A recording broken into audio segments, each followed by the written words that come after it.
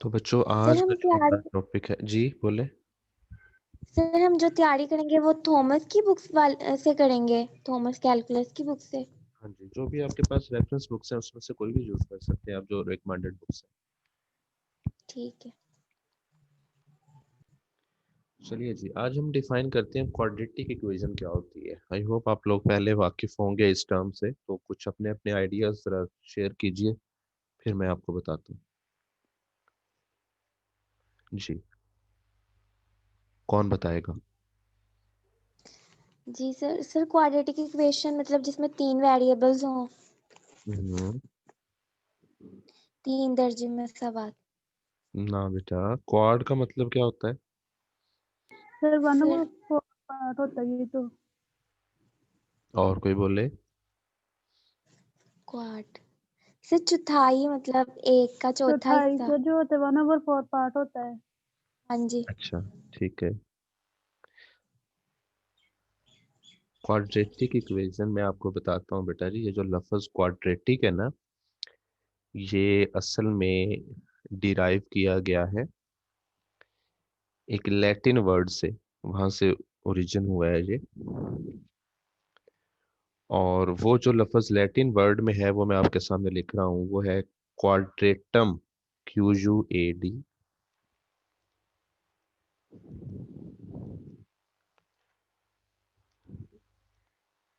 RATUM। ये कौन सी जुबान का लफ्ज़ लिखा है मैंने आपके सामने? लैटिन वर्ड है जी, ठीक सर है। इसका इसका जो मीनिंग है ना, वो एक्चुअली इसका मीनिंग है स्क्वायर फिगर।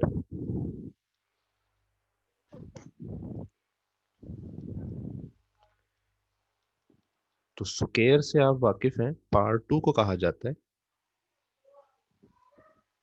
तो क्वाड्रेटिक इक्वेशन का जो उर्दू मतलब है वो दो दर्जी मुसावत होता है बेटा।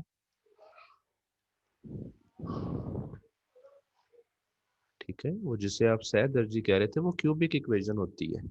बाई क्वाड्रेटिक चार दर्जी होती है, क्वाड्रेटिक जो है वो दो दर्जी मुसावत है, और लीनियर जो है वो एक दर्जे वाली होती है। ये तो हो गया इसका थोड़ा सा लफ्ज़ क्वाड्रेटिक का कॉन्सेप्ट या क्वाड्रेटिक इक्वेशन का मीनिंग। कहते किसे हैं, कौन सी इक्वेशन क्वाड्रेटिक इक्वेशन होती है जी? Sir ax² + bx + c = 0। Very good, शाबाश, आपने इसकी जनरल फॉर्म बोल दी है। AX² + BX + C = 0।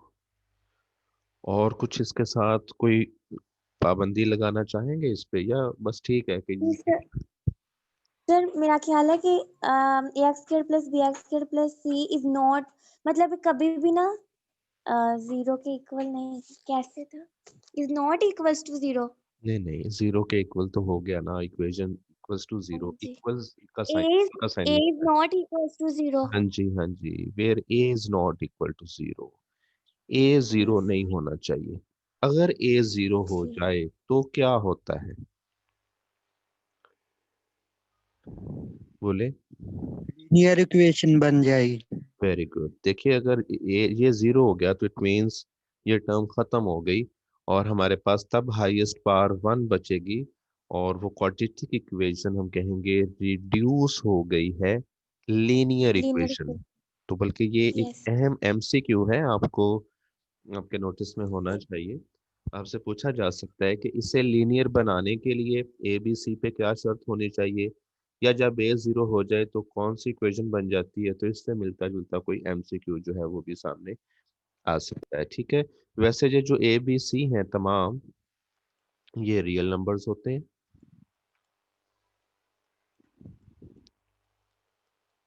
और ए जो है उसमें हम बात कर चुके हैं कि वो नॉन जीरो होना चाहिए, ठीक है। तो पार्ट 2 वाली टर्म का जो कोफिशिएंट है उसकी हम बात कर रहे हैं कि वो नॉन जीरो नंबर होना चाहिए। अब इसमें एक बात और कर लेते हैं कि अगर बी जीरो हो जाए तो क्या होगा। जी, कोई बच्चा बता दे, बी जीरो हो सकता है, नहीं हो सकता, ऐसा कुछ, या अगर हो जाए तो फिर क्या होता है? सर अगर b 0 हो जाएगा तो फिर भी तो एक क्वाड्रेटिक इक्वेशन ही रहेगी ना। रहेगी बिल्कुल, क्योंकि पार्ट टू वाली टर्म का वजूद हाँ जी। बरकरार रहेगा, तो वो क्वाड्रेटिक इक्वेशन की कोई सिंगल खास वेरिएबल जी सर। सिंगल वेरिएबल वाली नहीं, ये क्वाड्रेटिक इक्वेशन। बेटे ये है ही सिंगल वेरिएबल वाली। ये जो आपके सामने है ये सिंगल वेरिएबल वाली ही है, और इसमें एक ही वेरिएबल है और वो एक्स है। ठीक है। अब बात मैं ये कर रहा था कि जब b 0 हो जाएगा तो हमारे पास जो शक्ल बचेगी हम उसे कहते हैं pure form of quadratic equation. That will be pure form of quadratic equation. b का 0 होना इक्वेशन को क्वाड्रेटिक ही रखेगा, लेकिन वो क्वाड्रेटिक इक्वेशन की कौन सी फॉर्म कहलाएगी फिर बच्चों? Pure pure form. फॉर्म। ठीक है, प्योर। समझ आ गई बात को? एग्जांपल दे दूं अगर मैं, यस सर। ये देखिए, ये x square minus 4 is equal to 0। अब इसमें पावर 1 वाली टर्म नहीं है, तो ये उसकी प्योर फॉर्म है, और प्योर फॉर्म को जब हम सॉल्व करते हैं तो हमेशा जो जवाब मिलते हैं वो दोनों एक दूसरे के एडिटिव इनवर्स होते हैं, यानी कि उनमें सिर्फ अलामत का फर्क होता है, रिपीट वो इक्वल होते हैं और साइन में डिफरेंट होते हैं।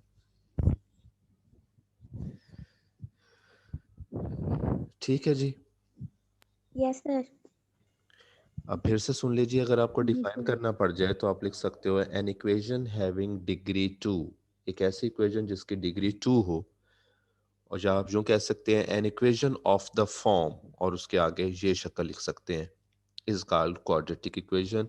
साथ में क्या कुछ आपको बोलना होगा, ए का नॉन जीरो होना बताना जरूरी है, और अगर आप और डिटेल में जाते हैं तो बता दें कि जब बी 0 हो जाए तो वो क्वाड्रेटिक इक्वेशन की प्योर फॉर्म कहलाती है।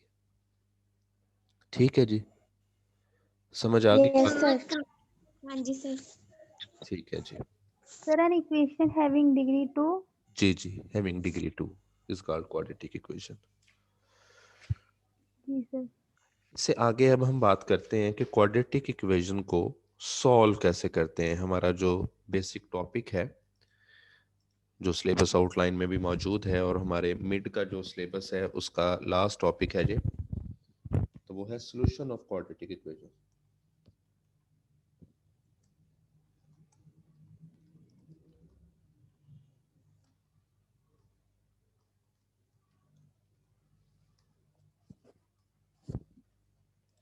तो बच्चों आप मुझे ये बताइए कि क्वाड्रेटिक इक्वेशन को कितने तरीकों से सॉल्व करते हैं?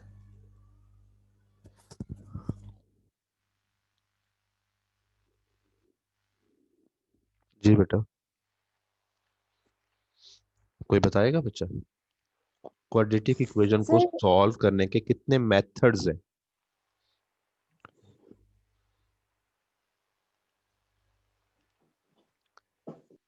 जी शाबाश।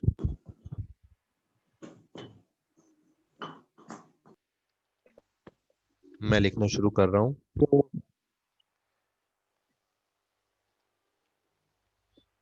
बाय फैक्टराइजेशन एक तरीका हो गया, उसके बाद है जी बाय कंप्लीटिंग स्क्वायर,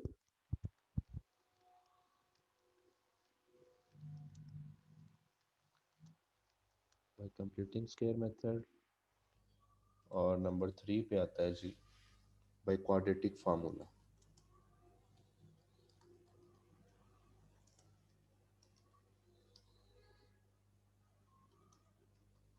ठीक है, ये 3 मेथड्स हैं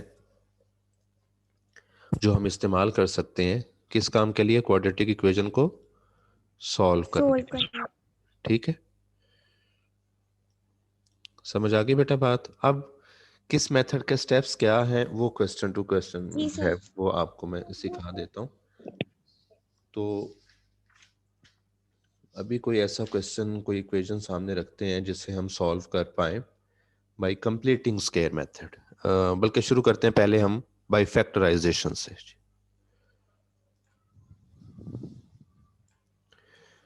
तो फैक्टराइजेशन मेथड से एक इक्वेशन मैं लिख रहा हूँ, उसको हम सॉल्व करते हैं। Let's say 3x square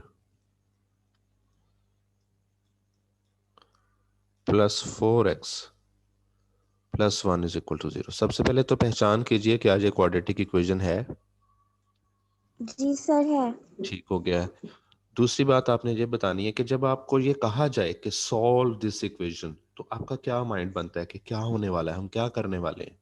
what is mean sir by इसके solution of an equation? Sir जी पहले इसके फैक्टर्स बनाएंगे। फैक्टर्स बनाएंगे। मेरी बात ध्यान से सुने, मैं जनरली आपसे बात कर रहा हूँ, मैं इस एक्स मेथड की के वैल्यू फाइंड करनी है। शाबाश उसामा, गौर से बात सुनिए। मैंने ये कहा था कि जब आपको क्वेश्चन दिया जाए सॉल्व द फॉलोइंग इक्वेशन, तो इससे आपके जहन में इम्पैक्ट ये आना चाहिए कि उस इक्वेशन में जो वेरिएबल शामिल है, that may be x y z t whatever the variable is, जो भी वेरिएबल शामिल है उसकी वैल्यू, उसकी वैल्यूज या उसकी वो वाली वैल्यूज मालूम करनी है जो उसे सेटिस्फाई करती हूँ।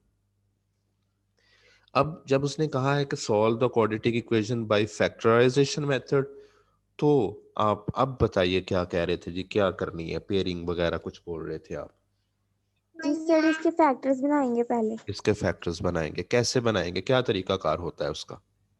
सर ये तरीकाकार होता है, पहले जो मतलब एक्स स्क्वायर के साथ जो होता है कांस्टेंट मतलब 3, और जो सी के साथ होता है उनको करते हैं मल्टीप्लाई। हम्म जब मल्टीप्लाई कर लिया फिर हम फैक्टर्स बनाते हैं कि हम वो दो नंबर लें कि मल्टीप्लाई करें, जैसे अब मल्टीप्लाई करें तो 3 आए और ऐड करें तो 4 आए। वेरी गुड, एक्सीलेंट जी। सुन लीजिए फिर से एक बार मैं बोल दूं, अच्छा बोला है इन्होंने कि देखिए पहली टर्म पार्ट 2 वाली टर्म अपनी जगह पे लिख ली है मैंने, कांस्टेंट टर्म वो अपनी जगह पे लिख ली है, मीन इन्हें कुछ नहीं होने वाला। जो दरमियान वाली टर्म है जिसे हम कहते हैं पार 1 वाली टर्म, हम इसे तोड़ेंगे, हम इसे दो हिस्सों में लिखेंगे।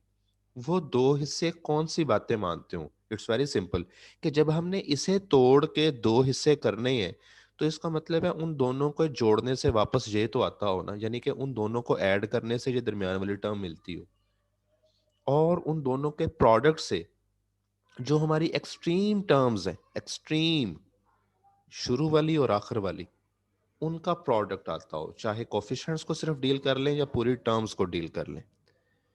ठीक है, बात समझ आ गई आपको? हाँ जी। जी सर आगे। जी सर। जी सर। तो अब वो 4x है, तो इसे मैं लिख रहा हूं, ये कलर चेंज कर लेता हूं, इस 4x को मैं लिख रहा हूं 3x प्लस x। और इसके यस सर। लिखने में मैंने क्या क्या बात का ख्याल रखा कि एक तो इसका हल होने से वापस 4 आए, वो तो आ रहा है, और इनके प्रोडक्ट से एक्सट्रीम टर्म्स का प्रोडक्ट मीन 3x स्क्वायर या सिंपली 3 आना चाहिए अगर कोफिशिएंट्स डिस्कस करने तो। ठीक हो गया। फिर भी अगर आप चेक करना चाहें कि आपकी ये जो पेयरिंग है जो सूटेबल हुई है या नहीं, कोई कहीं मसला तो नहीं हुआ, तो उसका तरीका ये है कि आप नेक्स्ट स्टेप में जब कॉमन लो, पहली दो टर्म्स में से देखिए कॉमन क्या आ रहा है, 3x। आप इससे कॉमन लोगे, यहाँ पे x रह जाएगा और यहाँ पे 1 आ जाएगा। आगे वाली दो टर्म से कॉमन लीजिए, 1 कॉमन ले लें और वहां भी x प्लस 1। तो ये जो कॉमन लेने के बाद अंदर जो हिस्सा मिला है ये दोनों का सेम होना चाहिए। अगर ये सेम नहीं आ रहा तो इट मीन्स आपसे पेयरिंग सूटेबल नहीं बनी। अब ये जो हिस्सा सेम है इसे फिर से कॉमन ले लें, तो x प्लस 1 इंटू बाकी क्या बचा 3x प्लस 1। 3x ये जो प्लस स्टेप जिस पे अब मैं पहुंचा हूं, अब मैं कह सकता हूं कि मैंने इसको फैक्टराइज कर लिया है। वो जो क्वाड्रेटिक एक्सप्रेशन था उसे मैंने दो लीनियर फैक्टर्स के प्रोडक्ट्स में लिख दिया है, और ये ऐसे दो हैं कि अगर इन दोनों को मल्टीप्लाई करूंगा तो वही ऊपर वाला क्वाड्रेटिक एक्सप्रेशन मिलेगा। ठीक है। जी सर। अब यहाँ पे एक रूल है बेटा जी, मैं आपको रूल बताता हूँ। उसे उसे हम कहते हैं जी जीरो प्रोडक्ट रूल कहते हैं जी उसे। और वो ये कहता है कि अगर a इंटू बी 0 के इक्वल हो तो इसका मतलब ये है either a is equal to 0 और b इज इक्वल टू 0 और बोथ इज इक्वल टू 0।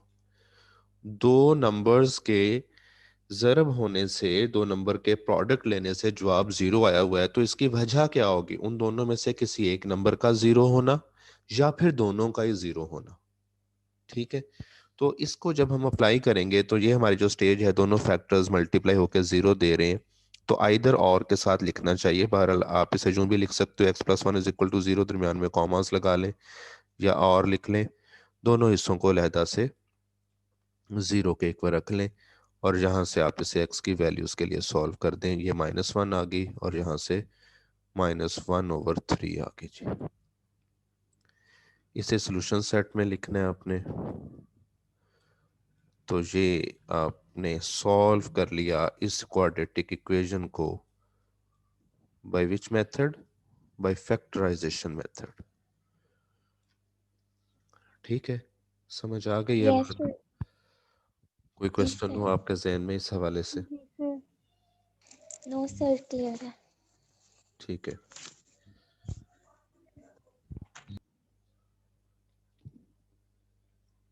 और कोई बात पूछनी है बच्चों तो पूछ लें, फिर दूसरे मेथड की तरफ मूव करते हैं। सर ये साइड वाला बता दें, ए बी वाला जो आपने लिखा है। जी, यहाँ मैंने ये कहा बेटा कि अगर दो नंबर्स का प्रोडक्ट 0 है, दो नंबर्स को मल्टीप्लाई किया और जवाब 0 आ गया, तो आपने सोचना है कि क्यों 0 आ गया, किसकी वजह से 0 मिला है। तो इसमें पॉसिबिलिटीज क्या है? या पहला 0 है, या दूसरा 0 है, या फिर दोनों ही 0 है। ये मैंने आपको 0 प्रोडक्ट रूल बताया। जी सर। ठीक है। सर जी अगर 0 ना हो तो? हाँ जी, अगर उनका प्रोडक्ट 0 नहीं है तो फिर आप उन दोनों को लहदा 0 के इक्वल नहीं रख सकते, फिर ये रूल अप्लाई नहीं ठीक होगा। है सर जी। फिर उनको मल्टीप्लाई कीजिए, इक्वेशन पे जाके उसको आगे सॉल्व करना होगा।